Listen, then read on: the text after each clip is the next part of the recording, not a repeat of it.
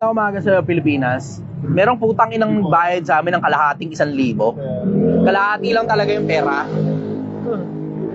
Pag naghahanap buhay ng patas ng tao, wag nyo naman lokohin. Putang ina nyo naman di ba? Kalahati lang ng pera yung binayad, Tapos sinuklian pa namin, tapos binigyan pa namin ng produkto. Naghahanap buhay kami ng patas dito, ba't ganyan kayo? Tangina ganyan ba kayo pinalaki ng mga magulang nyo? Napakaulol, napakagago nyo naman. Para magbayad ka ng kalahati, tapos sinuklian ka pa. Ano, panloloko ng kapwa, gawain tiba-tiba? Tangina naman kayo. Maghanap buhay kayo ng patas. Magbayad kayo ng maayos. Inaayos naman namin yung serbisyo namin dito, tapos babayaran nyo kami ng 1,000, tapos kalahati lang. Parang ang gago, diba? Diba, sana ko consider 500 piso lang to Pero, wala akong magagawa. Charge na lang to sa tao yung 100 pesos. Minus 100 pesos yan. In case hindi nyo alam, meron po kasi kaming incentive scheme. Ang aming incentive scheme is 2,000 pesos kada payout. Hindi na 1,000 kada linggo kasi mahirap pala yun Chop-chop Pero pag 1,500 payout to another, eksakto lang yun. Isang payout talaga. So sa loob ng isang payout, bibigyan ko ng extra 2,000 pesos. Incentive yun sa mga tao ko pag wala silang pagkakamali. Every time magkakamali sila, they only get 100 pesos will be deducted to their incentives. Tapos, every time na magsusumbong sila ng pagkakamali ng iba at valid, plus 50 pesos. So, meron silang paraan para laruin ngayon ng merkado. Meron silang paraan para laruin yung incentive nila. Magkakamali sila, minus 100. Tapos, pag nakapansin sila ng pagkakamali ng iba at valid, plus 50 pesos pag sinumbong nila sa akin. So, alam mo yun, hindi sila magtatakipan. Ang pinakaparaan lang, at bigay ko na sa inyo tip Ang pinakaparaan para manatiling nasa taas yung mga pera ninyo na sama-sama, mag-teamwork kayo, dapat walang damage sa negosyo. Para pag nahulog ka, may sasalo sa'yo. Mag-teamwork kayo. Yun lang ang paraan. Pero hindi uubra magtatakipan kayo ng pagkakamali ng isa't isa. Tangina, hindi gagana yun.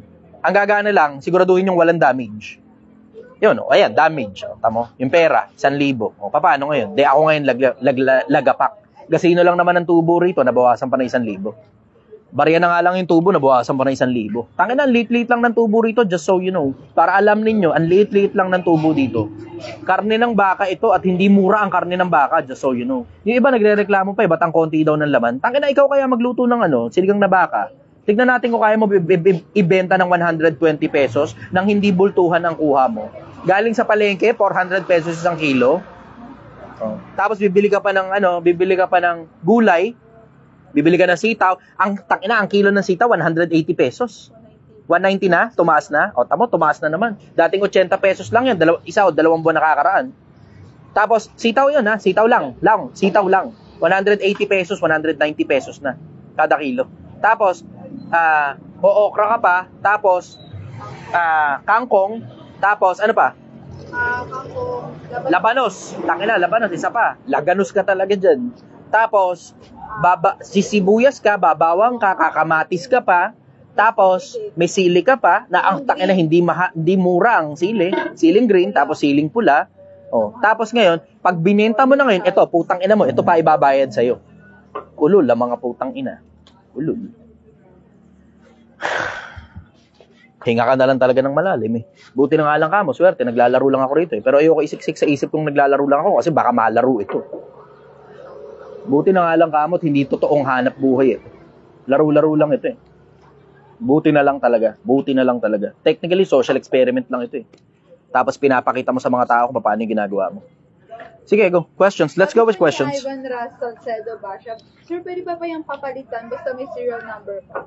Nga raw sabi nila. Pero syempre, hindi ko alam kung totoo ba yan o hindi. Kung legit ba yan o hindi.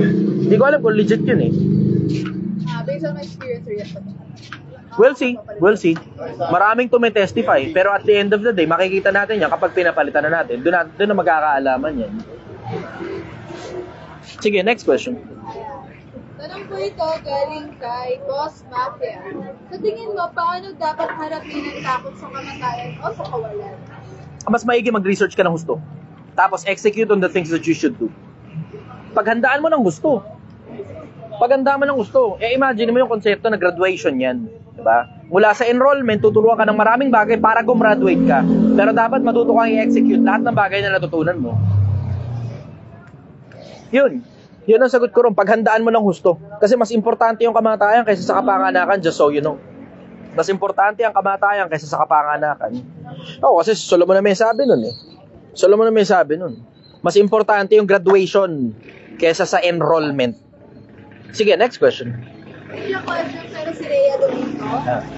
Gandang gabi, Master Chen, Madam Gay. Pa-shoutout po, birthday ko ngayon. Naka-duty pa ko. Pauwi pa lang. Birthday lang ko. Walang happy. Haha. Nasa ibang bansa ka yata eh, no? Happy birthday sa'yo, Rhea. Na-appreciate kita. Maraming salamat sa regular na pagtutok mo sa akin. Kasi regular viewer natin si Rhea. Tapos, isa rin siya ron sa mga swerte na mga nakapasok dun sa public speaking seminar ko. I say swerte kasi sobrang bihira lang talaga ako magpa-public speaking seminar.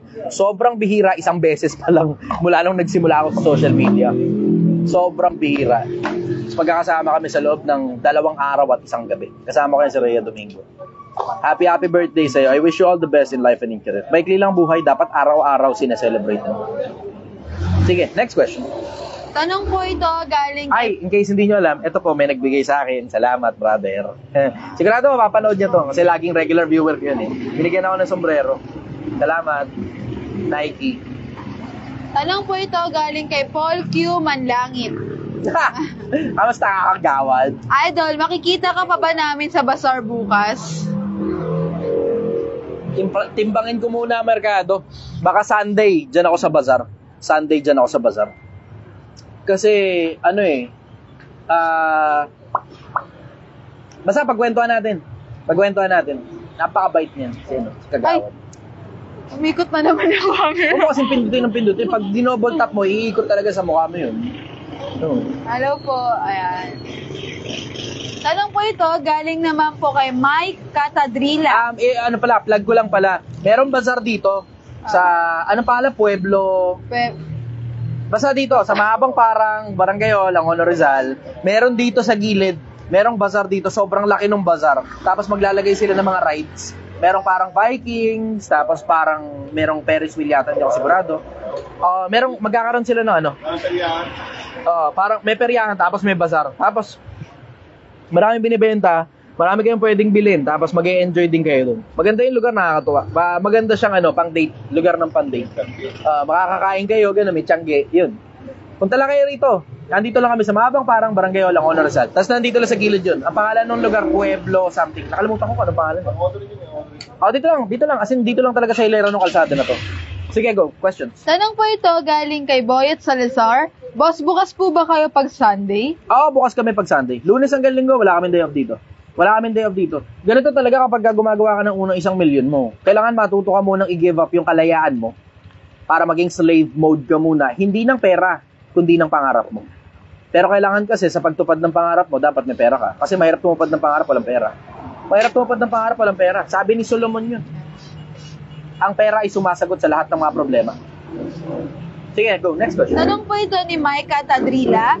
Boss, natakot na si Trillanes kay Digong. Anong masasabi mo doon? Natakot nga ba? Naghapon nga, nasuntukan. Diba? Nung sinabi ni baka pwedeng suntukin, bla bla, nakalimutan ko na sabi. Sampalin daw si Trillanes sa publiko. Ang sabi ni Trillanes, oli ka. Tapos yun yung hinambaan siya ni Duterte. Hindi naman natakot eh. Taka naman matatakot mo ba? Militarya kahit sa kamatayan, hindi takot si Trillanes. Not that I am a fan of him, pero yung trait na mga katulad nung kay Trillanes, nakita ko na sa ibang mga tao yun, hindi yan yung mga bagsakan kaya mong takutin. Hindi yan yung mga bagsakan kaya mong takutin. Ang kaya mo lang gawin dyan, sirain mo sa publiko. Hanggang doon lang yung kaya mong gawin dyan, pero hindi yan yung mga bagsakan. Kaparehas ko ng bagsakan yan. Ayoko sabihin na maka-Trillanes ako kasi hindi naman talaga. I'm not a fan of him. Hindi ko nga alam kung ano mga nagawa niya bukod sa Oakwood Mutiny at saka yung lumalaban siya kay Duterte. Pero aside from those things, wala akong malay sa ginagawa ni Trillanes eh. Pero nakita ko na kasi mga bagsakan ni Trillanes. Kabagsakan ko yan, pag may pinaninindigan, we will not back off. Ganun yun. Ganun yung mga bagsakan yan, military. Sige, go. Next question. Tanong po ito galing kay Game Boy. Hello po, idol, watching po from Underwater Cave. Ano pong masasabi mo sa isdang hindi nalulunod? Wow. Yan. Ano masasabi mo dun? Pag lumubog yung submarine, sino una mong sasagipin? Kapag, lumulubog naman tayo sa submarine eh. O, lumulubog din naman yung isda eh. Sige, go next question. Ayan. Ang sarap daw ng sinigang. Sabi. Punta lang kayo rito. Ano to? Isa sa mga pinaka-the best na sinigang. Based on my opinion at based on my taste buds. So, kasi panlasa ko talaga yung pinanggalingan nito eh. Panlasa ko talaga yun eh. Request ko kay Chef Anthony ang yun eh. Nung nag-formulate siya ng sinigang, tikim. Tapos sabi, uy, Chef, ang sarap nito ah. Tapos yun, siya na nag-formulate nung sinigang. Siya nag-formulate nung sinigang na yun eh. Pero specific yan sa panlasa ko. Lalo ito. Kasi syempre, yung tinuro ni Chef, may mga konting tweakings na rin kami dun eh. Although hindi masyadong madami. Pero galing pa rin talaga kay Chef Anthony ang yung original na recipe nito. Ito yung niluluto sa mga cruise ship. Just so you know, ito yung sinigang na baka na niluluto sa mga cruise ship. Ito yun. Ito yung menu nun. Yung menu. Kaya dun sa mga nakatikim na, it's as if parang nakatikim na kayo ng sinigang na bakang galing sa cruise ship. Kasi galing sa cruise ship si Chef Anthony ang. Yun yung mga pangmayamang nag-around the world. Parang Titanic. Sige, go. Next question. Tanong po ito galing kay Ken Kaniki Ashiteru. Paano po kakausapin yung taong hindi nakikita ang point of view ko? Lagi na lang mali yung sinasabi ko para sa kanya. Pababain nyo muna yung guard. Kailangan makuha mo yan dun sa panahon na naka-off guard siya. Kailangan makuha mo yan dun sa panahon na naka-off guard siya. Ano ibig ko sabihin? Ilabas mo muna dun sa panahong masaya. Tapos dun sa panahong masaya, tsaka mo i-open pero hindi dapat pa-atake. Ang point of view, makikita yan ng kapwa-tao mo. Kasi ganito sa madalas sa pagkakataon, 6 versus 9. Diba? So, nandito yung isa, nandito yung kabila. Hindi magkakitaan ng point of view. Kasi nakikita nung isa, 6. Ang nakikita nung kabila, 9. Parehas lang kayong tama Diba? Parehas kayong may punto. Doon nga lang nagkakatalo, doon sa lamang ba yung punto nung kabila o lamang yung punto mo? Para makuha mo, tangina, bago na naman ito. Swerte nyo talaga. Swerte nyo. Lalo yung mga nanonood sa live. Share nyo nga muna to. Share nyo muna tong live na to. Share nyo muna tong live na to. Tapos type done kapag na-share nyo na. Pero ito, bigay ko sa inyo isa sa mga malulupit na tip. Ito yung mukha. Ito ka. Pag hindi kayo magkakitaan, kasi magkaiba kayo ng nakikita, ang kailangan, kunin mo yung mukha ng isa, ilagay mo dito. Para parehas kayo na nakikita. That may be literally or figuratively.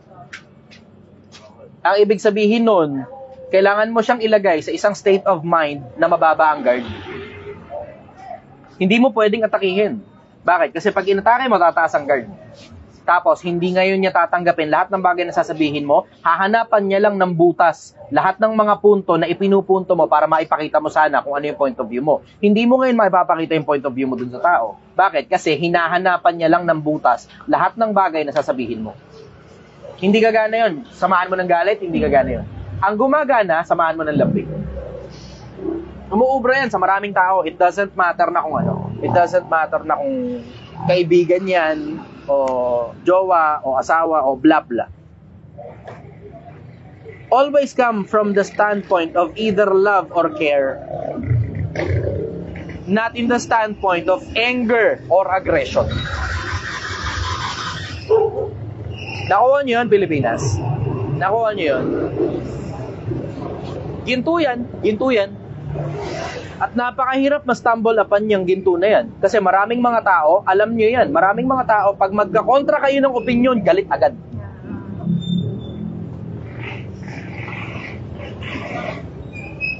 Nakuha nyo yung Pilipinas. Type yes nga ako nakakuha nyo. Just to make sure lang na naiintindihan ninyo. Gusto ko munang i-type muna ninyo kung anong naintindihan ninyo dun sa sinabi ko. Just to make sure na naintindihan nyo talaga ng buo. Kasi sobrang laking ginto niyan. Kumbaga, isang tipak na ginto yan na malaki-laki. Imagine mo yung konsepto na kaya mong kumbinsihin ng kahit na sino. Ganun yan. Ganun ang nagagawang epekto niyan. Kaya mong kumbinsihin ng kahit na sino. And in every rule, there's always an exception. Yung garampot lang ang hindi mo kayang kumbinsihin na talagang sarado talaga utak. Garampot lang yun. Sobrang konti lang nun. Ano naintindihan nyo ron, Pilipinas? Basahin mo nga yung comment nila. Gusto kong makuha ninyo, gusto kong malaman kung naintindihan ninyo ng buo. Yeah. Nag-yes lang sila. Puro lang sila yes. Sabi ni Hatan Lasebal, Art of Persuasion. Oh, Art of Persuasion yan.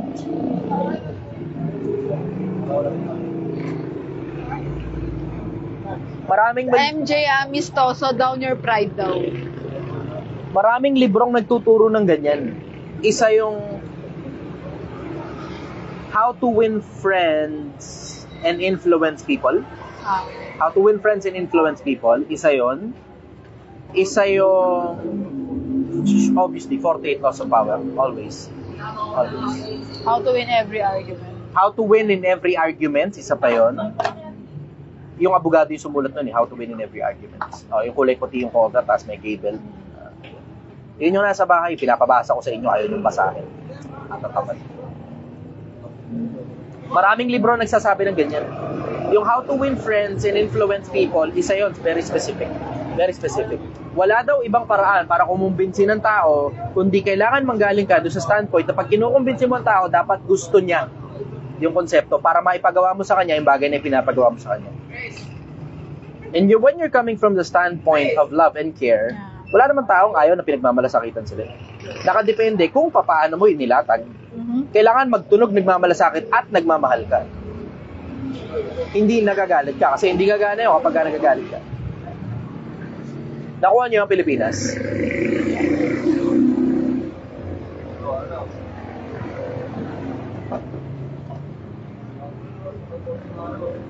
May nag-comment dito, tawag sa'yo Father of Explanation daw. Grabe naman. Alam mo, unti-unti, nalulula na ako sa mga pinagtatawag niyo sa akin. Yung isa, Jordan Peterson. Jordan Peterson ng Pilipinas. Ito naman, Father of Explanation. Nalulula na ako sa mga tawag niyo sa akin. Ako'y nalulula eh. Nagtitinda lang naman ako ng sinigang eh. Tapos naging Father of Explanation pa.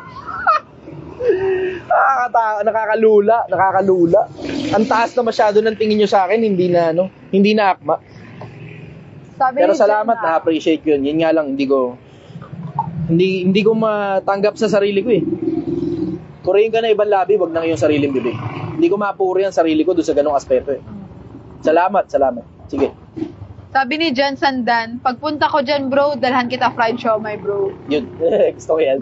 Fried siomai. Binasa ko talaga. Babayaran kita ng kalahating 1,000. May nagbayad sa akin kalahating 1,000. Nalulungkot ako. Aljan Polo Rejola daw, sir. Sinigang king na lang, sir. Ay, pwede pa. Sinigang king. Pwede. Yun, pwede. Si Boy Sinigang, ganun.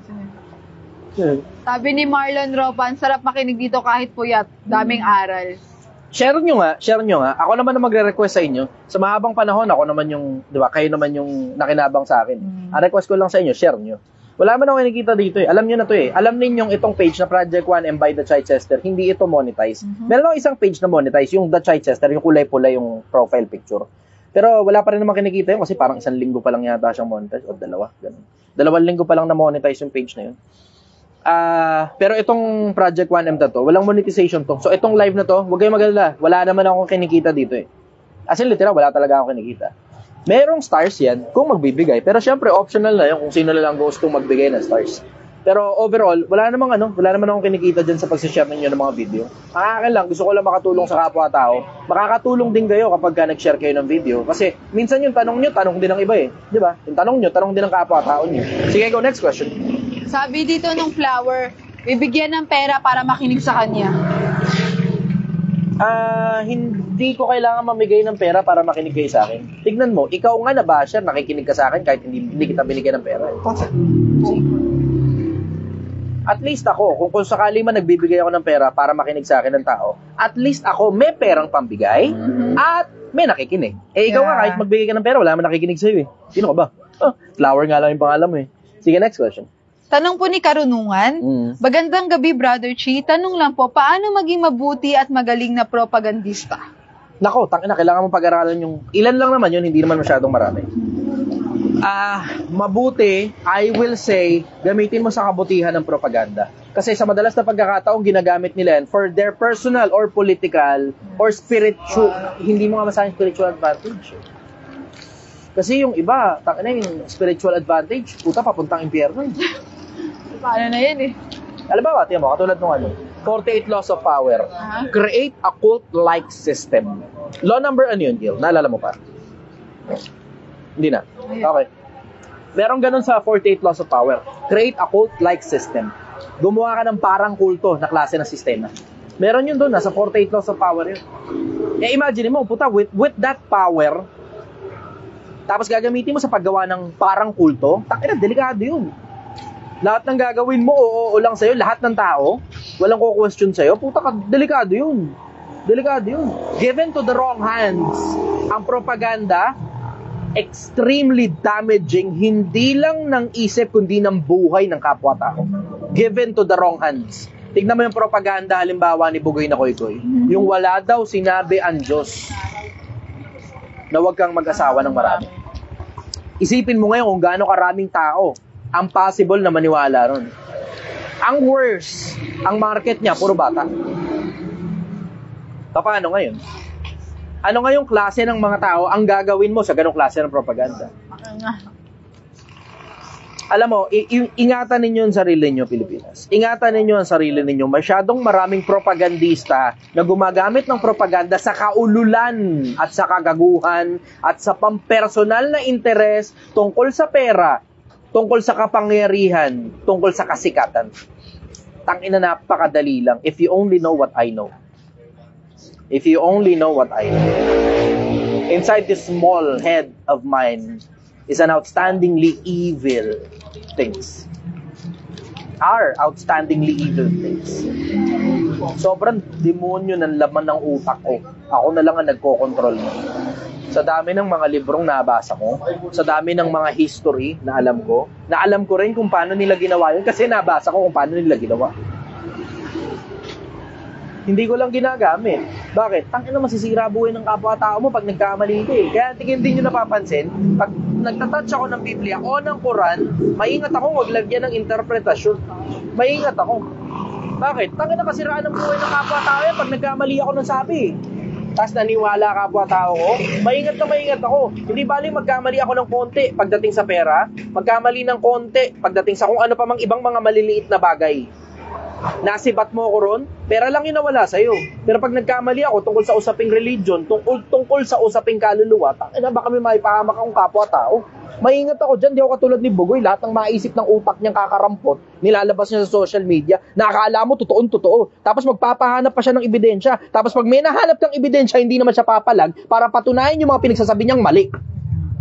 Anong klase ng tao yun? Anyways, that's enough for propaganda. Maingat ako, hindi ko masyadong inilalabas yung tungkol sa propaganda. Sobrang ingat ko pagdating sa usaping propaganda. Maingat ako pagdating sa usaping propaganda. Delikado masyado ang propaganda given to the wrong hands. So ayokong ilabas dito sa social media. You are welcome to speak with me personally para makipagkwentuhan sa akin personal. Sa iyo ko sasabihin. Pero ilalabas ko sa social media yung alam ng kakarampot na kokote ko. Tangina, delikado.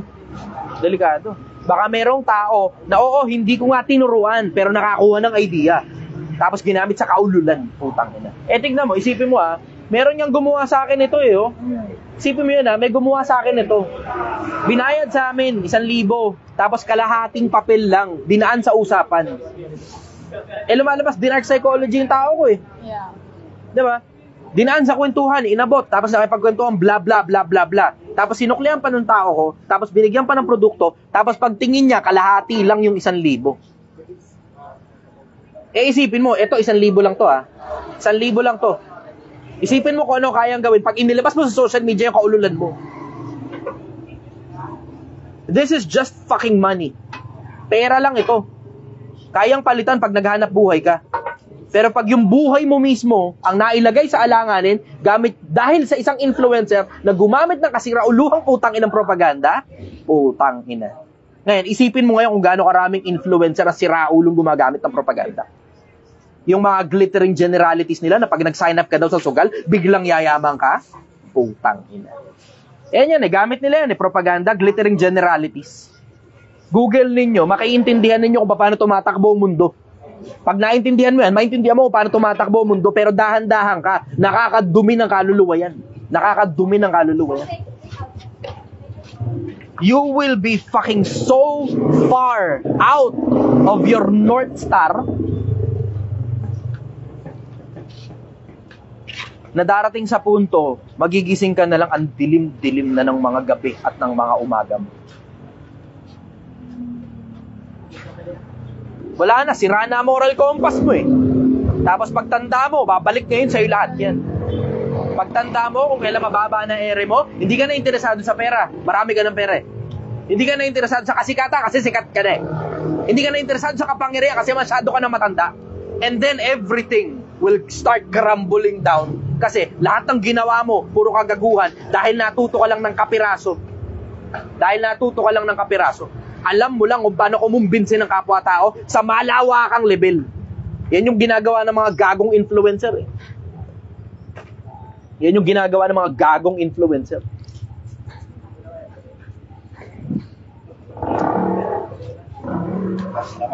Ha. Tangina, hindi ko matiis. Hindi ko talaga matiis. Kitang-kita ng mata ko kung ano ginagawa ng mga ulul. Papakitang ginas. Mag-aaway kuno. Siyempre, ang atensyon sa kanila mapupunta tapos iimbudo nila papunta sa sugal. Utang ina kayo. Utang ina nyo. Tangina nyo mga hayop kayo.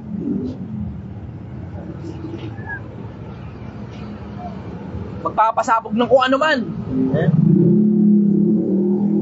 Tapos ang atensyon ng tao mapupunta sa kanila. Tapos iimbudo papunta sa putang ina kung sino mang politiko. Putang ina nyo. Hayop kayo. Oh my yeah. Dami niyan. Dami niyan. Sasali-salita ng putang inang turo-turo sa social media. Papunta pa lang putang ina sa putang inang course na hindi naman gumagana. Pero yung tao nagtuturo ng putang inang nagkukunyaring profesor ng negosyo, ni wala ngang college degree. Ito pa mas malala. Ito pa mas malala.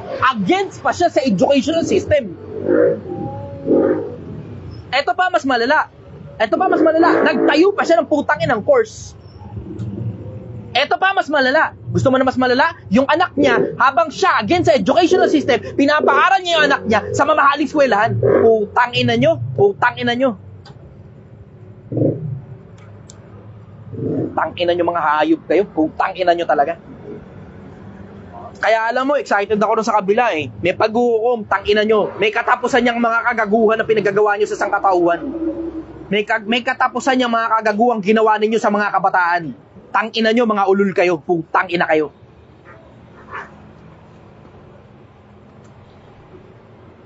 Nakakaburat. Putang ina talaga ng mga hayop na yan. Kinang ina nyo. Alam mo kung hindi na... Ayun, mahirap pagbanta. Tang ina talaga. Pagdating natin pare-pareha sa impyerno, putang ina nyo, unahin ko kayo dun. Mga gago kayo. Doon walang rules. Kahit ano pwede kong gawin doon. Kahit ano pwede kong gawin doon. Magkikita-kita tayo sa impyerno mga ulol. Putang ina nyo lahat. Sige, next question. Tanong po ito galing kay Jezabel. Boss, ngayon lang po ako nakapag-open. Kaya alam mo ganito, mas maganda to. Mas maganda to. Kayo na lang, pangalanan ninyo isa-isa yung mga ulol na influencer sa palagay ninyo. Pangalanan ninyo isa-isa, babasahin namin. Kayo nagsabi, wala akong pananagutan dyan. Bakit? Kasi binabasa lang namin yung mga comments. Isa-isahin nyo lahat ng mga ulul na influencer sa palagay ninyo para marinig ng Pilipinas. Pilipinas, pakinggan ninyo ngayon kung sino-sino yung mga ulul sa paningin ng mga tao. Ayan, mini-message nila isa-isa. Okay, basahin mo. Yung mga pangalan nila mismo. Ayan. Una, Makagago. Pangalawa, MJ Lopez. Josh Mojica. Rendon Labrador. Tony Fowler. Mark. Bugoy na Koy-Koy. Makagago. Ayan. Jonah. Hindi, basahin mo yung Facebook. Yung Facebook yung basahin mo. Wala pang comment masyado eh. Boy Tapang. Bugoy na Koy-Koy, Frank Miano, MJ Lopez. Karunungan, MJ Lopez. Victor Colorina Jr., Beatmaster daw. Sabi ng iba yung Kapinpin Brothers. Bugoy na Koy-Koy po. MJ Lopez. Sabi ni Karunungan. Rosmar. Kibuloy.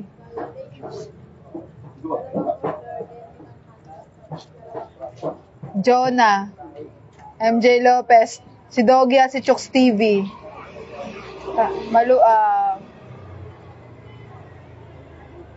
Ayan. Si Beatmaster daw po. Si Pambansang Kolokoy. Bugoy da Koy Koy. Awit Gamer. Andy.gg.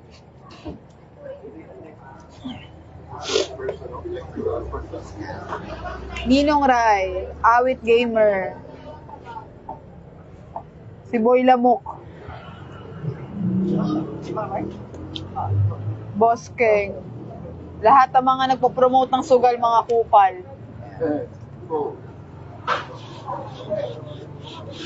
Yun po, sir. Pare-pares na Nico David, Franklin Miano, Wamos Cruz, MJ Lopez, Josh Mojica, Bugoy na Koy-Koy, Awit Gamer. Ayun. Yun po yung mga common na sinasabi nila. Nico David, medyo mainit-init pa, ha?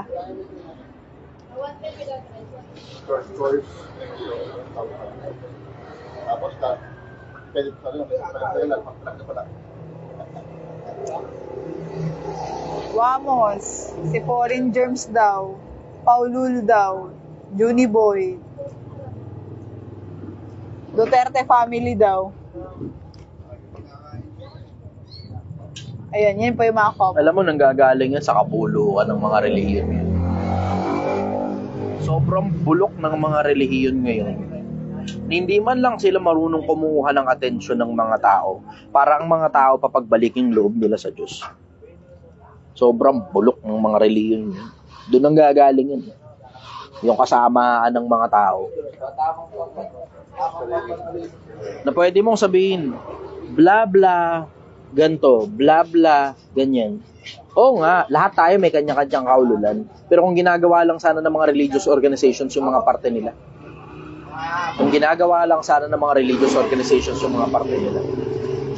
Alam mo, bawat religious organization, pwede naman kayong magkaroon ng sarili-sarili yung mga malalaking influencer eh. Kaya nyong gumawa ng ganyan. Yung ginagawa nila sa social media, kaya nyong gumawa ng ganyan. Kayo dapat yung nagsisipagsalita. Kaso tax ninyo. Puro pera din kasi interest ninyo. Puro abuloy ang putang yan. Walang nagtsatsaga. Walang nagmamalasakit. Kaya mo nakakalungkot eh. Nakakalungkot yung nangyayari dito eh. Nangyayari dito sa Pilipinas. Tangina. Kung di ka pagsasamantalahan ng mga influencer, pagsasamantalahan ka ng mga relihiyon, nakakaburat. Kung hindi naman relihiyon na mananamantala sa'yo, politiko naman na mananamantala sa'yo. Putang ina, lahat na lang. Kung hindi politiko mananamantala sa'yo, kumpanya naman na mananamantala sa'yo. Putang ina. Tapos kung hindi kumpanya mananamantala sa'yo, yung magulang mo mananamantala sa'yo. Kamag-anak mo mananamantala sa'yo. Yan ang nakakaburat dito sa bansa natin. Pero wala, magagawa lang natin, ayusin yung mga sarili natin, tapos galingan mo na lang, tabaan mo utak mo para hindi ka maloko ng mga ulun. Ang dami kasi nila. Ang dami nila. Pabukas yung ilaw. Ilaw dito, Beo.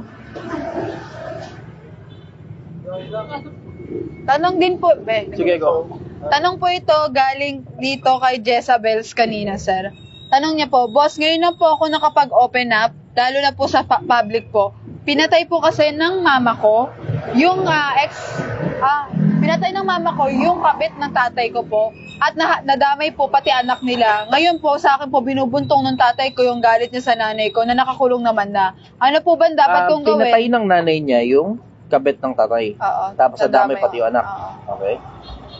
Nakakulong yung nanay? Oo. Ano po dapat gawin kasi siya na daw yung binabanato ng tatay? Parang Lumipat ka na lang ng ibang bahay.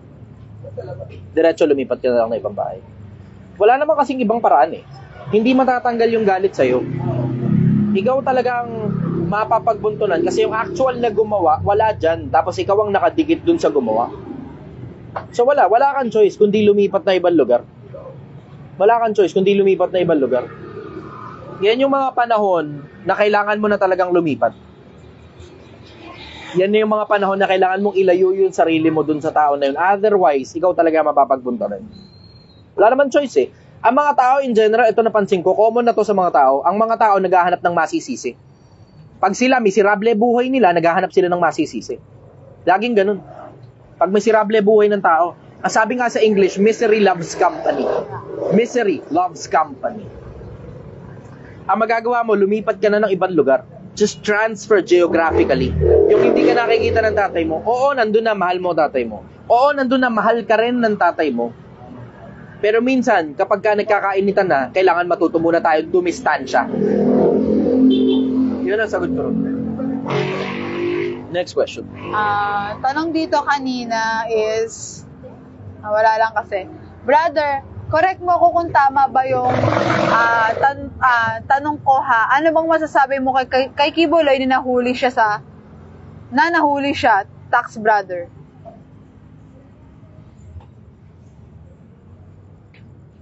Hindi yung pagkahuli yung problema eh. Yung problema,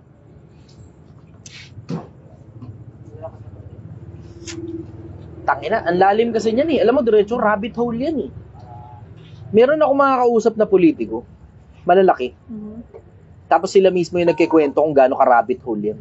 Ang lalim yan eh. Ngayon, ang ginagawa ko sa utak ko ngayon, just so you know, ang ginagawa ko sa utak ko, pinapababaw ko para sa paraang maiintindihan ng mga tao na hindi ako naglalabas ng sikreto. Kasi wala namang sense na maglabas ako ng sikreto eh.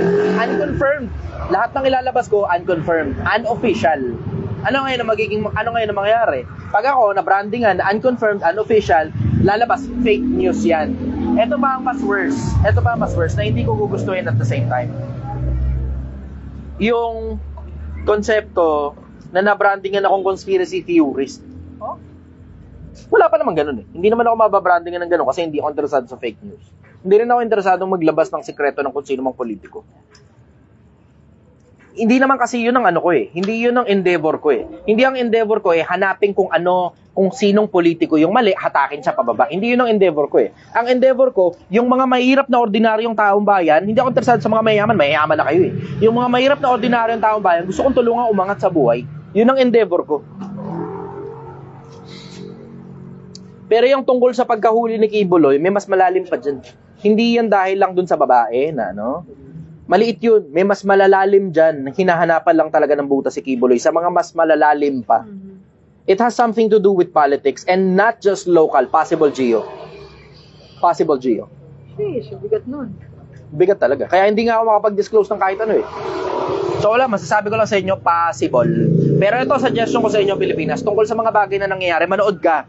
Tapos tignan mo kung ano common denominator nila. Tapos tsaka mo ngayon ungkatin kung interesado ka pa sa ganun. Pero mangyayari lang maging interesado ka sa ganun kapag mahilig ka sa either entertainment as a form of entertainment, pwede yan. O alam mo yung retired ka na, tapos wala ka nang ginagawa sa buhay mo, tuloy-tuloy naman ang pumapasok yung pera. Diba? Hindi yan hindi yan tungkol lang doon sa mga babae. Hinanap na lang na butas yan. It's something far deeper than that. Kasi tignan mo, isipin mo yung konsepto na halos lahat ng religious leader, merong ganun. Halos lahat. Tamo, just to name a few ha, si Ginoong Manalo, yung pinakauna, si Felix Manalo, convicted siya. Merong conviction nun. At nasa internet yan. Hindi ako maglalabas ng kahit na na wala sa internet, official record yan ng Supreme Court. Meron yan, may conviction yan. Wala na siya, patay na siya, sumalangit na wala. Si Eli Soriano, meron din siyang kaso, pero na-dismiss naman yun. Pero yung kaso naman niya, may kinalaman sa... Nakalimutan ko eksakto yung pangalan ng kaso eh. Pero tungkol sa tungkol sa abuse of something to the effect na ang nagkaso kasi sa kanya si Puto Biridiano eh. Lalaki rin yung nagkaso sa kanya. Tapos sexual harassment, something to that effect. Parang ganun. Hindi ko maalala kung rape ba o sexual harassment. Pero towards another man. Although, naman yun? Dismissed yung kaso na yun. Dismissed yung kaso na yun. Pero still, may nagkaso. At marami pang iba pang religious leaders. Marami pang iba pang religious leaders na meron talagang ganyang problema. So, yung problema ni Kibuloy, isa lang yun, that's just one. Pero may mas malalim pa dun. Kasi lagi namang may mas malalim pa dun eh. Hindi naman lumilitaw yung mga nagrereklamo na yan, basta na lang lumitaw out of nowhere, tapos yun talaga eksakto, yung mismong punto kung bakit sila nagrereklamo. Merong nag-udyok dun. Kung sino man ang nag-udyok, syempre hindi na natin alam yun. Pero merong nag-udyok dun sa mga tao na yun para magreklamo against that religious leader. Ang hanapin mo, sino nag-uudyok? Tapos ano dahilan nung nag-uudyok, bakit niya inuudyokan yung mga tao na yun? Just follow the money trail. Just follow the money trail. Makikita mo ngayon yung nasa ilalim niyan. Tangina, masalimuot yan, rabbit hole yan. Akala mo ganyan lang yan, may mga babae nagrereklamo. Hindi yan yan. Hindi yan yan, may mas malalim pa dyan. May nag-aalaga doon sa mga babae na nagrereklamo. Sigurado yan, laging ganun. Kasi kailangan ng proteksyon ng mga yun eh.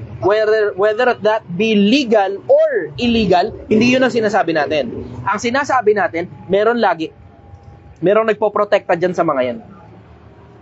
Ang tanong, ano intensyon nung nagpoprotekta? Kasi masyadong malaking tao ang isang religious leader. In case hindi nyo alam, masyadong malaking tao politically ang isang religious leader. Hindi yan basta na lang merong isa o dalawang tao na kayang magreklamo ng ganun-ganun na lang. Hindi ganun kadali yan. Masalimuot yan. Hindi ko ilalabas yung detalye.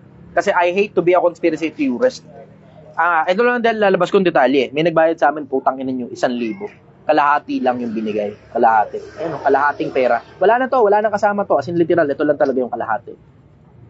Ganang buhay kami ng patas eh, tapos ginaganto nyo kami. Ako swerte. Kasi hindi ito ang hanap buhay ko. Isipin mo kung ginawa mo ito sa isang pobreng talagang totoong naghahanap buhay na ito lang talaga yung hanap buhay niya. Huwag kayong ganyan, Pilipinas. Huwag kayong ganyan. Lumabang kayo ng patas. Lumabang kayo ng patas. Sinuklian pa namin, binigyan pa namin ng produkto. Isipin mo na lang kung ganong durog ng puso yung magagawa mo sa isang taong totoong mahirap tapos ito ibabayad mo. Grabe ka naman. Napakasama mo naman tao. Sama mong tao, sobra. Sige, next question. Nakakainis yun. Okay. Question ito galing kay si Josh Mocas. Pinagbabawal ba ng Diyos ang pagbumura? Kung oo, bakit ka nagmumura? Oo, pinagbabawal. Lahat tayo may kanya-kanyang kaululan. Lahat tayo may kanya-kanyang kalokohan. Sa akin, simple lang naman ang konsepto eh. I would rather lahat ng kabulukan ko labas ko na lang sa inyo. Tapos kayo na lang ang bahalang umatol sa akin kung trip nyo ba ako o hindi. Kasi at the end of the day, hindi naman kayo ang hahatol kung papasok ako sa langit o hindi. Meron tagahatol dyan, ang tawag ang Diyos. Siya may-ari ng langit, siya magpapapasok doon kung sino gusto niyang papasukin. I will probably go to hell. So, diretso, I will probably go to hell. I will probably die as a bad person. Pero, I'm doing my part para baka sakaling may pag-asa ako sa kabilang buhay. Yun lang yung ginagawa ko. Nagbabaka sakali na may pag-asa ako sa kabilang buhay. Alam mo, simple lang naman ang konsepto eh. Lahat tayo may kanya-kanyang bones inside our closets. Yan nga yung ginagawa ko sa social media. What I'm trying to endeavor is makatulong ako sa maraming mga tao nang hindi nagpapabayad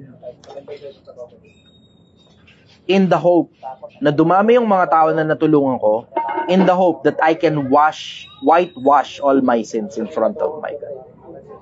Yun ang ginagawa ko. Nagbabaka sakali na may pag-asa sa kabilang buhay. Kasi alam nyo naman na, sabi ko na maraming ulit yun. Alam nyo, masamang tao ako.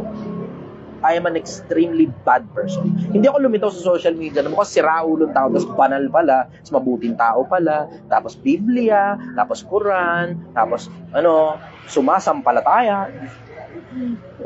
You're getting it wrong. You're getting it wrong. What I'm trying to do is parang tatay. Nagkamali ako sa buhay ko, anak. Sana ikaw yung gumawa ng mga bagay na tama na huwag mong tanasin yung landas na dinanas ko. Huwag kayong dumaan dun sa daan na dinaanan ko. Kasi delikado doon. Ngayon, inilalabas ko na lang lahat. Eventually, makakakita rin kayo. Nag-aantay lang ako na mag-i-expose sa akin. Eventually, darating din naman yun. Expose din ng tao kung sino talaga ako. Pero bago pa dumating yun, at least marami na akong taong natulungan. At least, at the very minimal, marami na akong taong natulungan. And I can probably die after that. Pwede na ako mamatay pagkatapos. Ngayon, wala. Floating ako ngayon dito. Nag-aantay na kamatayan habang gumagawa ng mabuti. Retired naman ako. Wala na akong ginagawa sa buhay ko. Ito na lang, social media. Gusto ko lang makatulong sa kapwa-tao ko. retired na ako, wala na akong ginagawa sa buhay ko. Ang ginagawa ko na lang, gumawa ng mabuti, maraming mabuti para sa kapwa-tao ko so I can die waiting for my death. Yun lang inaantay ko. Inaantay ko lang yung kamatayan. Gawa lang ako ng gawa ng mabuti para sa kapwa-tao. So tungkol sa pagmumura, lahat naman tayo may kanya-kanya kabulukan. Yun yung sa akin. Sana kaya nyo ring iayos yung sa inyo. Yan ang sagot ko. Sir, curious po ako dito kasi same kami naramdaman nito. Ervin Clark Rendon, brother, namatay ang aso namin. Paano po ba mabilis makamove on? This goes for all heartaches, separation anxiety, and everything that goes in between. Alam ko yung ganung pakaramdam eh. Kasi nagalaga rin naman ako ng mga hayop minsan panahon. Ngayon, wala na akong ibang inaalagaan kundi, isang pirasong patong. Yun yung talagang totoong akin talaga na alaga. Kasi mahaba ang buhay ng pagong. Pero yung mga nakikita niyong pusa, stray cats yun dito. Yung pusa na pumupunta ro sa lugar, sa bahay, stray cat din yun. Community cat yung kung tawagin ko. Ako lang tumawag sa kanya community cat din. Si Cheddar, kulay orange ng pusa. Mga pusa yan na lumalabas ng bahay, mahanap ng pagkain sa kung saan man, tapos minsan pumupunta doon sa bahay, tapos pinapakain namin paminsan-minsan. Pero ayokong magkaroon na ng obligasyon na katulad nung sa ganun. Kasi ang sakit sa puso pag namatayan ka ng hayop, para ka namatayan ng tao. Ang sakit sa puso. Mas maalala mo yung good memories. Yung paglalaro ninyo nung hayop na yun. Sakit sa puso. Ayan, tiyan mo, umiiyak na naman tuloy si Kim. Kasi naalala niya yung aso niya. Ayan. Bago na naman. You are mine now. Bago ayaw niya. Ayaw. Naghahanap siya pagkain. Ikot-ikot siya hanap pagkain. Maganda bit-bitin sa munggo. Wala si Munggo ngayon. Ayun. So ang pinakamabilis na paraan para makamove on, keep yourself busy. Sa lahat ng klase ng heartaches, just keep yourself busy. Magpaka-busy ka sa bagay na talagang importante sa'yo. Eventually, lilipas din naman yun eh. Huhupa din yun eh. Diyan mo gagamitin yung sinabi ni Diwata. Lilipas din yan. Diyan mo gagamitin yun. Diyan mo dapat gamitin yun. Sa mga bagay na biyak yung puso mo, lilipas din yan. Hindi sa mga bagay na katulad ng birthday ng tao, sabi mo lilipas din yan. Masaya nga siya eh. Travel siya na napakalayo para makapagpa-picture dun sa gusto niyang celebrity na yan. Tapos pagdating dun, sabihin sa'yo, lilipas din yan. Ang lungkot kaya ano. Kaya pag may birthday dito, special talaga yung tao na yun kapag may birthday. Ayun ang sagot ko ron. Next question. Ano mo masasabi mo sa mga taong nagsasabi na aso lang yan, ba't ka ganyan makaiyak? Hindi naman kasi nila naintindihan. Ito kasi problema sa mga tao in general. Nag-i-invest kasi tayo ng emotion sa iba't ibang mga bagay o hayop o kung ano pa man. Tapos pag nawala yun, syempre biyak yung puso. At maiintindihan din naman nila yan sa ibang aspeto. Mamatayan ka ng tsuhin, di mo naman ka-close, di ka malulungkot. Ganon din yun. Ganon din yung konsepto. Yung iba nga, tinuturing nila yung hayop nila, yung aso nila, yung pusa nila, na parang kasama talaga nila sa buhay as in companion. Ingat brother, thank you, bye-bye. As in companion talaga nila. So, they consider, just be considerate sa nararamdaman ng iba. Hindi mo naman alam diba? Hindi mo alam kung ano pakaramdam na mamatayan ng hayop. Parehas yun, parehas halos na mamatayan ka ng tao. Sige, next question. Tanong po ito ni Aaron Joshua. Balik ko na yung luha ko. Aaron Joshua Galang.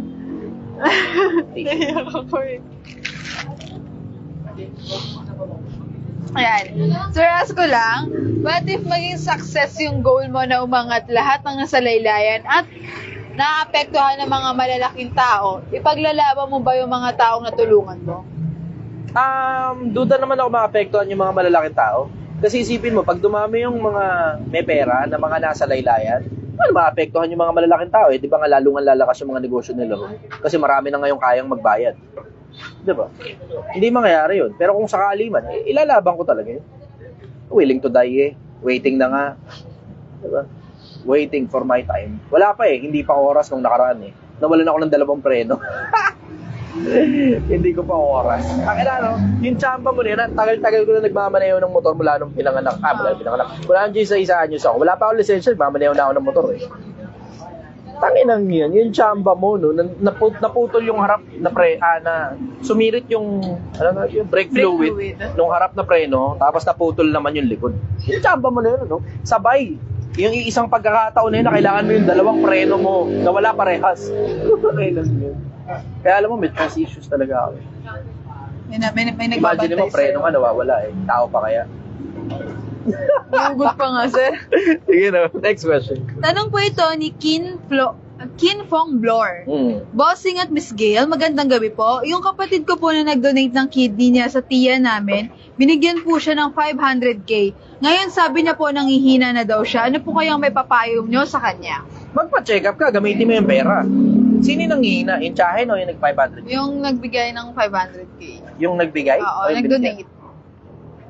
Hindi ko masasagot sa'yo yan. Hindi ko masasagot sa'yo. Ang makakasagot lang yan sa'yo, doktor. Hindi naman ako doktor eh. So hindi ko masasagot yan. I don't have that level of arrogance para sabihin ko ano gagawin mo bukod sa magpa-check up ka sa doktor at yung doktor na magsasabi sa'yo. Kasi ano naman gagawin? Ano naman sasabihin ko? Diba? Hindi, kaya mo yan. Ganon. Bakit na kailangan ng medical ano yan? Kailangan ng medical intervention yan. Hindi mo madadaan sa motivate yan. Yung iba akala nila nagmo-motivate ako. Hindi ako nagmo-motivate. Ordinaryong taong bayan lang ako, may opinion. Kung nakaka-motivate sa'yo yun, di maganda. Diba? Kaya tignan mo, hindi ko tina-hashtag motivation. Pag merong nag-hashtag na motivation, hindi ako yun. Yung isa sa mga editors ko yun, kung sakali mang ginagamit nila yun. Pero ako, hindi ako nag-hashtag motivation. Hindi ako nag-hashtag motivation.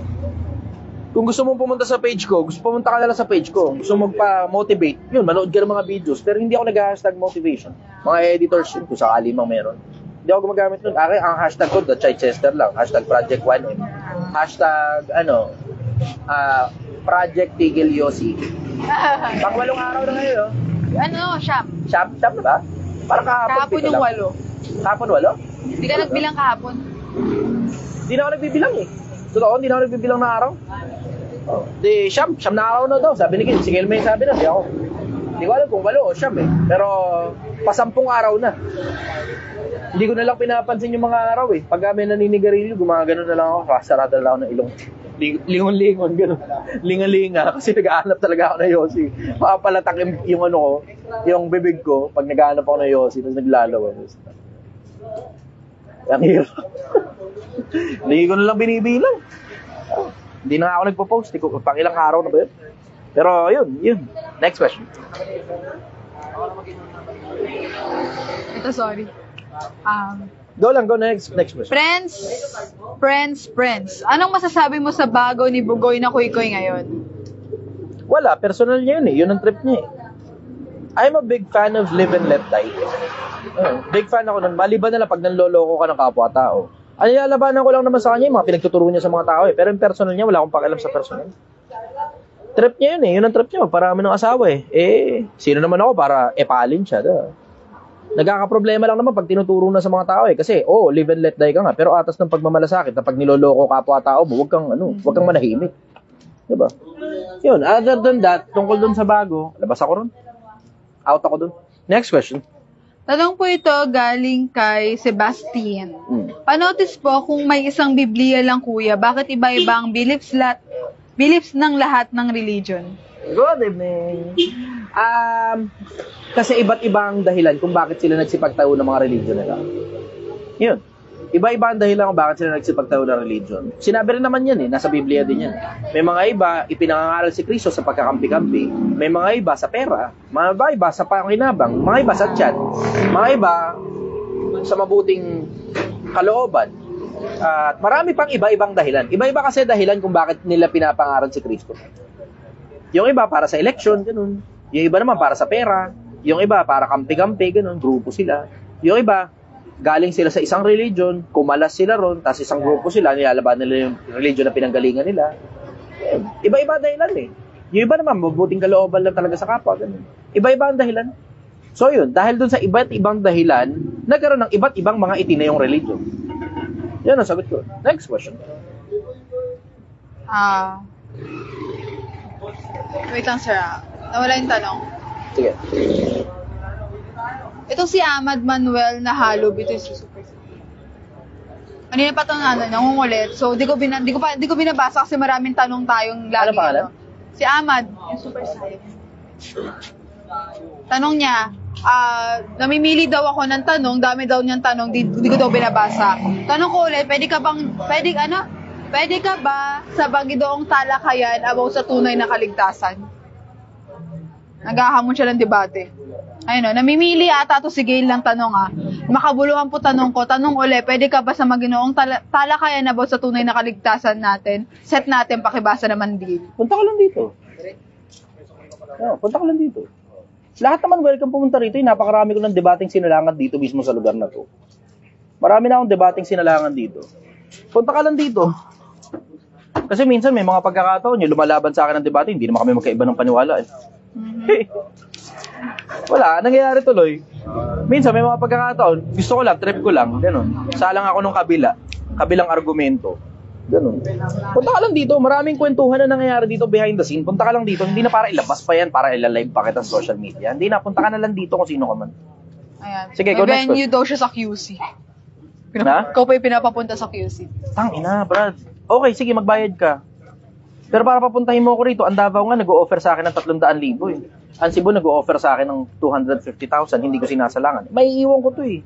'Di ba? Gaano ka kasakim naman, Brad? Kung sino ka man, gaano ka kasakim para ang daming taong natututo, 'di ba? Tapos iiwan ko to para pumunta sa iyo. Sobrang sakim mo naman yata. Sino ka ba? Next question. Ito po, tanong naman po ito galing kay Josh Garcia. Boss, may consciousness ba ang kaluluwa natin pagdating sa kabilang buhay? Yung sa atin, hindi ko alam. Yung sa Diyos, sigurado ako. Kasi yung Diyos, may kaluluwa eh. Pero wala siyang katawan.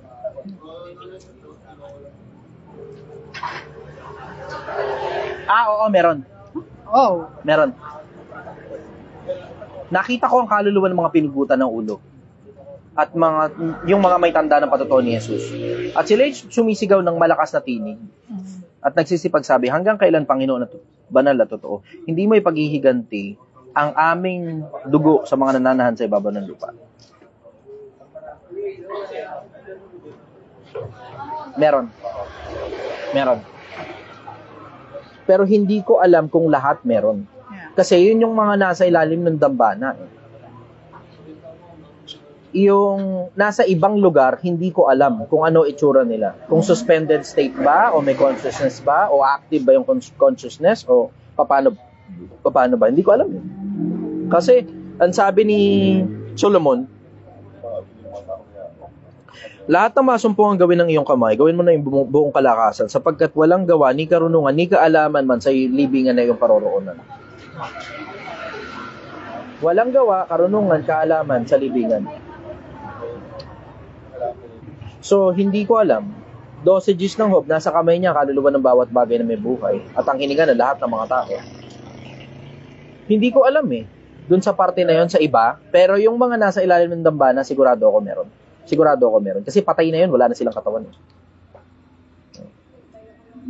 Yan ang sagot ko ron.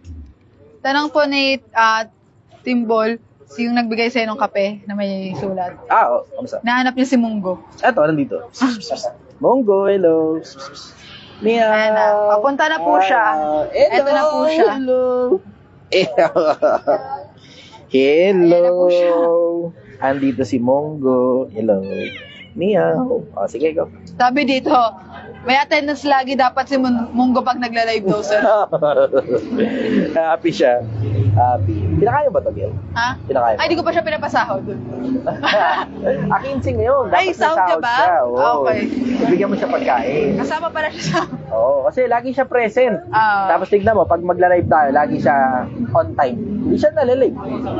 Si Cheddar nalilate eh. Minsan uma-absent pa.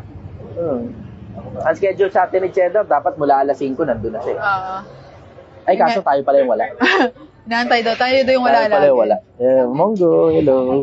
Ito, hindi nalilate, hindi rin uma-absent. Nauna pa sa atin. Nauna pa sa atin. Pero si Cheddar, minsan late, minsan absent. Ayun. Pagka Wala. madaling araw, dapat nandun na siya. Bago pa kami dumating, dapat nandun na siya. Kasi yung cuteness niya yung pantanggal ng pagod. Trabaho niya, maging cute, at saka maging cuddly, at saka maging malinis, at saka maging malambing. Yun ang workload niya. Yan. Workload, apat. Gusto tuloy nila ampunin si Cheddar si Munggo, sir. Wow, dito lang yan. Pinapakain naman namin eh. Happy naman siya. Mananatili siyang buhay dito. Yeah. Happy lang siya dito. Wala kaming kaligayahan pag kinuha niyo si Munggo. Kaligayahan namin yan dito yung pusa rin. Tanong Sige. po ito galing kay, di ko maintindihan na pangalan. Basta ano pong masasabi nyo, di na kami nagkikita ng GF ko kasi lagi siyang nasa asawa niya. Putang ina. wala yan. Rockstar pa rin daw yung iba. Rockstar pa rin yung iba. Nagpaalam muna sa asawa na pupunta sa GF niya.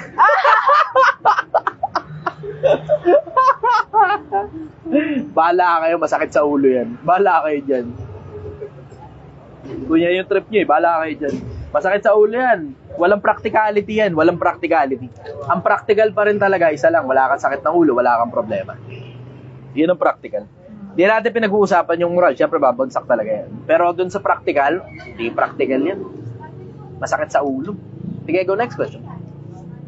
Alam mo, si Eddie Garcia nga may sabi nun, naalala ko nung buhay pa siya. In-interview siya, si Eddie Garcia. Hindi daw siya fond of getting so many girls. Ang dahilan kasi, he cannot keep up with all the lies and all the coverings, tapos lahat ng mga, alam mo yun, komplikasyon sa buhay. Kasi technically, komplikasyon yun. Kesa sumakit yung ulo niya, stick to one na lang siya. Masakit sa ulo yan, masaya lang yan habang bata ka pa. Pero when you start to get old, once you're growing wiser, growing deeper in your wisdom, maintindihan mo, wala pa rin tatalo sa peace of mind. At ang peace of mind, sa mas madalas na pagkakataon, nandun sa happy wife, happy life. Happy wife, happy life. Akala ko sasabihin mo, sir, wala pa rin tatalo sa Alaska. Wala pa rin tatalo sa Alaska. Sabi dito, Wala. Pag nahuli ka, maa-Alaska ka ng mga tropa. sabi tuloy Pag ni nahuli Kenji, ka, maa-Alaska ka ng mga tropa mo. sabi ni Kenji Gallardo, sir, nag-GF ng may asawa, trip nyo bang GF nyo tinitira ng iba? Ha, ha, ha. Bala kayo dyan. Tanong ito galing kay Kai. Sabi niya, question po, normal pa po bang hinahayaan ako ng BF ko na umiiyak gabi-gabi at siya natutulog lang? Baka nagsawa ng kakaiyak. Alin lang naman sa dalawa yan eh. Either mali ang tantrums mo o mali yung gawain niya. Pero naging normal na sa kanya kung ano man yung reaction niya. Normal na rin sa kanya kung ano man yung reaction mo. Ikaw na lang ang bahalang tumimbang. Kasi tingnan mo, you have to consider na kung hindi magbabago yung tao na yun, na siya pala yung mali at hindi ikaw, habang buhay mo ngayon titiisin yan. Kasi wala siyang pakialam. At kung okay lang sa'yo yun, trip mo yan eh. May mga tao talaga gusto sinasaktan yung sarili, masokista, Yeah. sadista. May mga tao gusto talaga yung sinasaktan yung sarili nila. Kung yun ang trip mo, sino naman ako para hatulang ka? Bala ka, trip mo yun eh. Diba?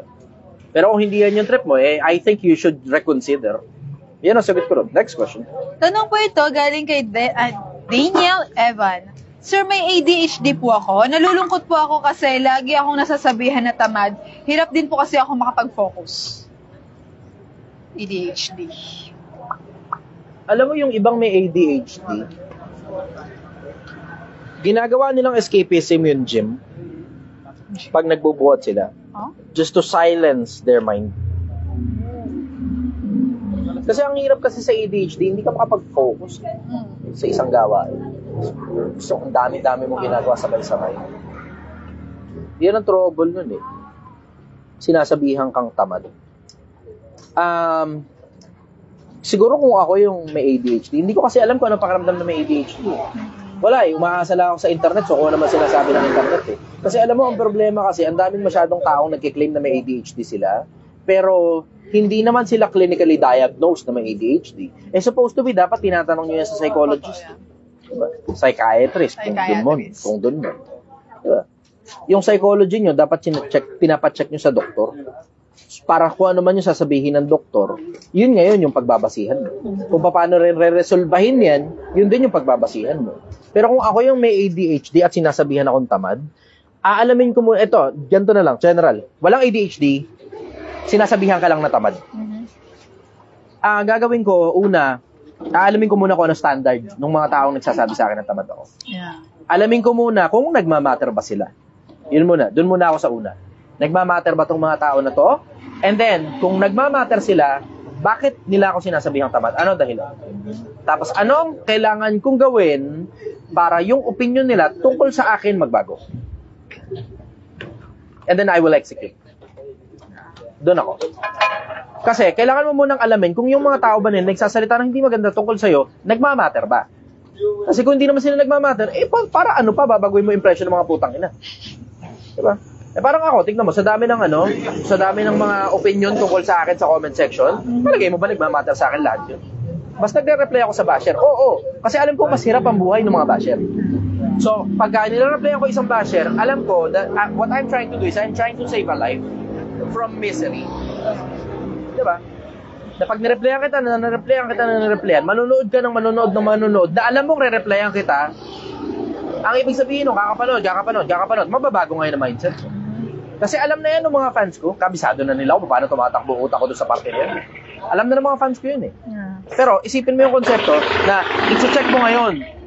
Ikaw ngayon, na nakikinig sa sinasabi ng mga tao, check mo kung importante ba yung mga tao na yun, then you have to change your opinion. Kung hindi naman importante yung mga tao na yun, bakit pa? It doesn't matter na kung may ADHD ka o wala. Yun ang sagot ko ron. Next question. Sabi dito, parang ba si Dada yan, sir? Pinapatulan mo. Parang si Dada, pinagtsatsagaan ko. Kasi mga ganyang klase ng tao, miserable yung buhay niya para magsinungaling ka may BMW ka. May BMW daw siya, may Mercedes-Benz daw siya. Mayaman daw siya, may business din daw siya. Pero matataka ka, may business siya. Yung good and bad attrition in general, hindi niya naiintindihan. Attrition, hindi niya naiintindihan. Hindi niya alam ang ibig sabihin ng attrition.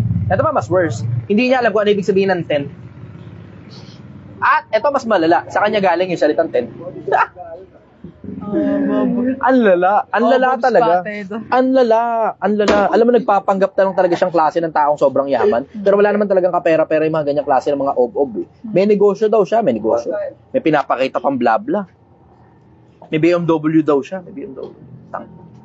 May BMW ka, pero nasa comment section kita, naghahatak pababa. Paano ka magkaka-BMW nun? Ano yan, galing sa sugar daddy? Tapos wala pang profile picture. O galing kay mommy and daddy? Ayun lang. Okay lang yan, walang problema dyan. Kami nang bahala. O sige, brother, banatan nyo na. Tanong po ito, galing naman kay... Buti na lang, hindi bumuhos doon sa butang ina.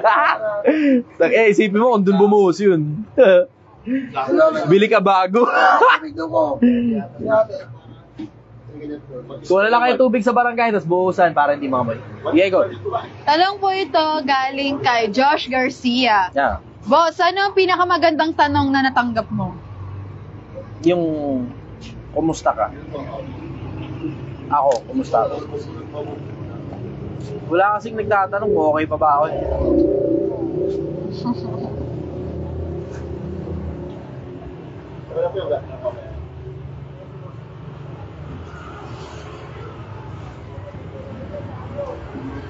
Minsan nga yung mga nakapaligid sa'yo, sila yung gagawa ng kalokohan. Tapos pag nagalit ka, kasalanan mo na. Tapos kailangan okay ka lang. Hindi ka pwede magalit. Bakit? Kasi tangina mo influencer mo.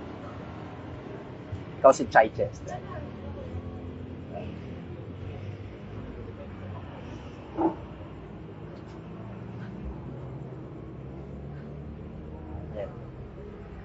Kaya isa sa mga sarap sa pakiramdam yung pakiramdam na may nakakamusta. Okay ka pa ba? Kamusta ka ba? Nababalita sa'yo. Kamusta emotions mo? Okay ka pa ba? Buhay ka pa ba?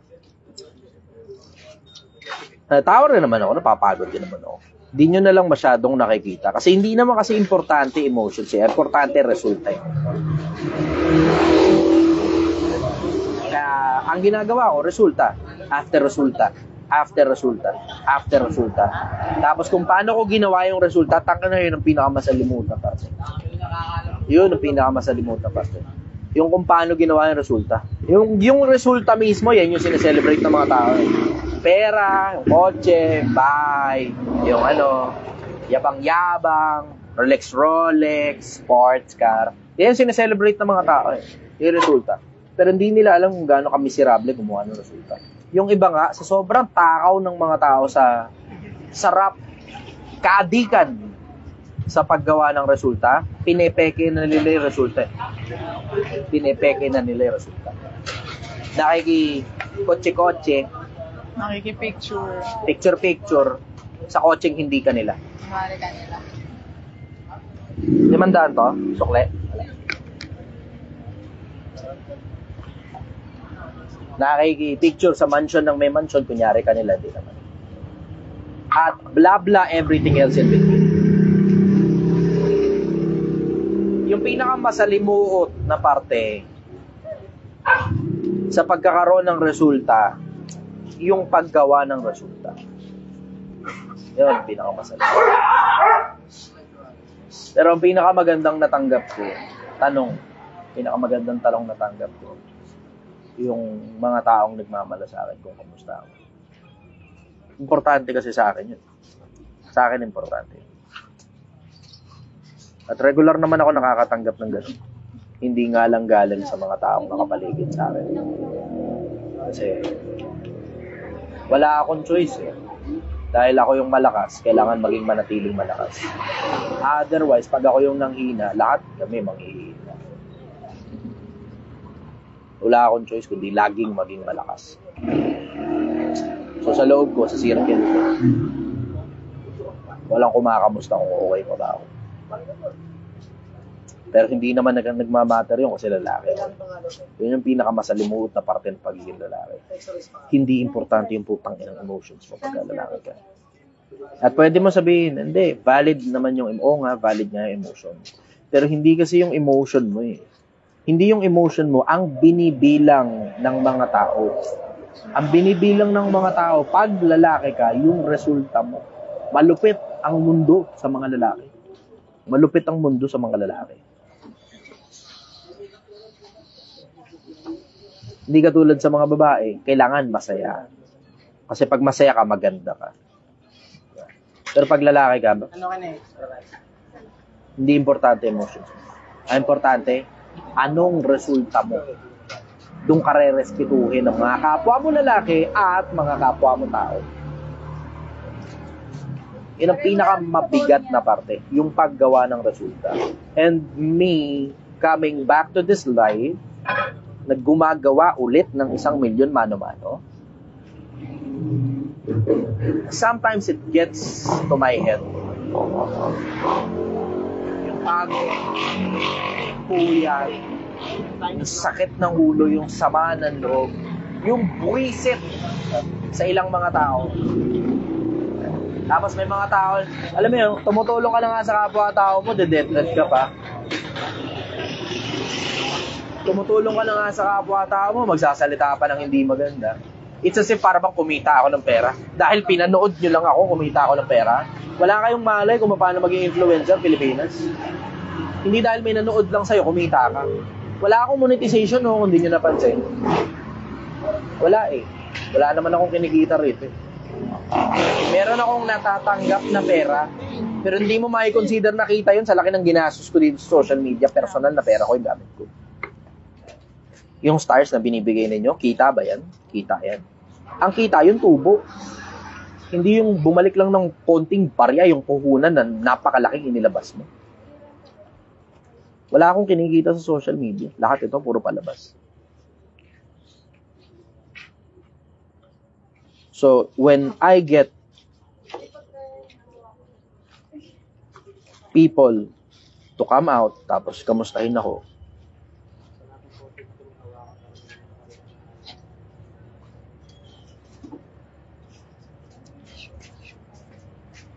pakaramdam ko may pinatutunguhan.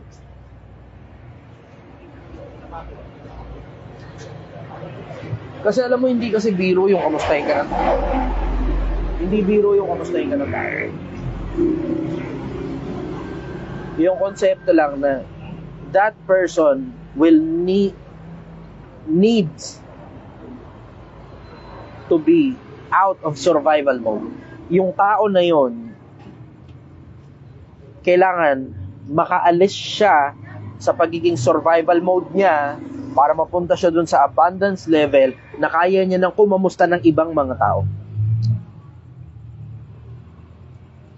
Kaya pag kami kumakamusta sa akin, pakiramdam ko, meron na akong resulta. Yun yung pakiramdam ko. Yun yung pinakamagandang tanong na natanggap ko, kung kamusta ako. Hanggang doon muna siguro, Pilipinas. Maraming salamat sa pakikinig. Magandang umaga sa inyo.